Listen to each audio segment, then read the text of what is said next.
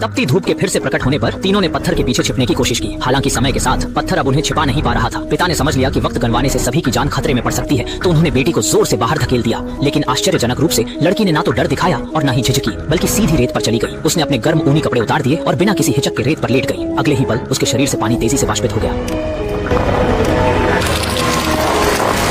पलक झपकते ही उसका पूरा शरीर कागज जैसा सूख गया और पितामह सिर्फ अपनी बेटी को निर्जीव शव में बदलते हुए देखने पर मजबूर थे। सूरज ढलने के बाद ही उन्होंने पत्थर के नीचे से बाहर निकलने की हिम्मत की। फिर पिता ने लड़की की सूखी खाल को लपेट लिया।